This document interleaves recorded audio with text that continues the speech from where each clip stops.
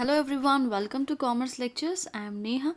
आज करेंगे हम class 12 Indian economic development and आज का हमारा टॉपिक है rural banking a critical evaluation.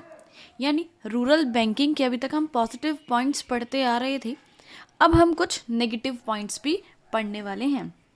लेकिन देखो, ये जो रूरल बैंकिंग है काफ़ी ज़्यादा एक्सपेंड हुआ है, सबको पता है काफ़ी बड़ा है। लेकिन बड़ा कब से है ये? जब से हमारा बैंक्स का कमर्शियलाइजेशन हुआ 1969 में, जो पूरे 14 बैंक नेशनलाइज्ड किए गए थे, उस समय रूरल बैंकिंग काफ़ी बड़ा था।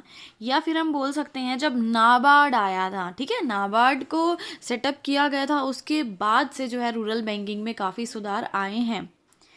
इसकी वजह से रूरल बैंकिंग यानी इंस्टीट्यूशनल क्रेडिट की वजह से क्या हुआ? कमर्शियलाइजेशन ऑफ एग्रीकल्चर हुआ। यानी किसान अपने क्रॉप सब बेचते भी थे, ठीक है, कंज्यूम करने के साथ साथ बाहर मार्केट में बेचते भी थे। इसी इंस्टीट्यूशनल क्रेडिट ने यानी रूरल बैंकिंग ने फार्मर्स को लाइबरेट यानी आज़ाद करवाया। किससे आज़ाद करवाया? फ्रॉम द डेब्ट trap of mahajans and money lenders.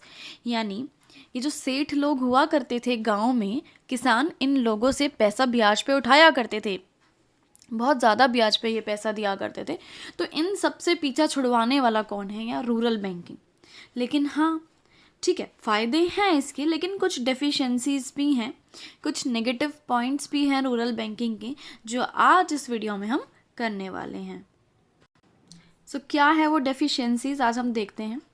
जैसे कि अगर हमें लोन लेना है बैंक से या फाइनेंशियल इंस्टीट्यूशन से, कहीं से लोन लेना है, तो हमें कोलेट्रल सिक्योरिटी देनी पड़ेगी, यानी कुछ गिरवी रखना पड़ेगा। चाहे वो हम अपनी प्रॉपर्टी के पेपर रखें, चाहे कुछ भी, सोना वोना, कुछ भी अगर हम गिरवी रखते हैं तभी हमें लोन मिलता है। बैंक ऐसे ही लोन नहीं देता किसी को भी राह चलते। इसकी वजह से क्या होता था, तो छोटे छोटे फार्मर्स होते थे या जिन फार्मर्स के पास लैंड नहीं होती थी, प्रॉपर्टी नहीं होती थी, भाई वो तो लोन ले ही नहीं पाते थे, वो तो इन सब से दूर रह गए, ठीक है, इन सब का फ़ायदा उनको मिला ही नहीं। आगे देखते हैं। Government often shows strictness in recovery of loans. अभी गवर्नमेंट जब लोन रिकवर करती है तो बहुत ज़्यादा स्ट्रिक्ट रहती है, ठीक है, टाइम पे उसको पैसा चाहिए, अपनी इंस्टॉलमेंट चाहिए, ब्याज चाहिए, सब कुछ चाहिए। जिसकी वजह से क्या हुआ, जो डिफ़ॉल्ट रेट है वो काफ़ी बढ़ गया। यानी लोगों ने, जो डिफ़ॉल्ट रेट बढ़ने का मतलब है कि जब लोन का पैसा हमें चुकाना पड़ता है, वो लोग असमर्थ थे चुकाने में, नहीं दे पा रहे थे किसान लोग पैसा।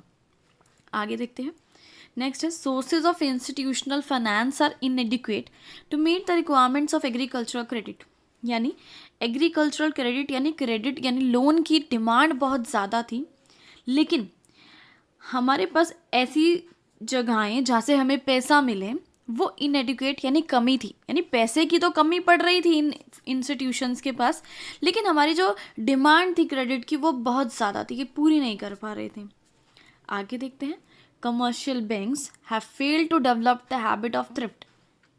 यानी जो ये कमर्शियल बैंक्स थे, ये फार्मर्स में एक हैबिट नहीं डाल पा रहे थे कि वो फ्यूचर के लिए पैसा सेव करें, ठीक है, ताकि क्या हो कि फ्यूचर के लिए पैसा सेव करेंगे तो उस पैसे को बचाकर आगे एग्रीकल्चर में वो लोग इन्वेस्ट कर पाएंगे। तो ये सब नहीं कर रहे थे, अपना ताज़ा ताज़ा कमाया, ताज़ा ताज़ा खाया, बात खत्म।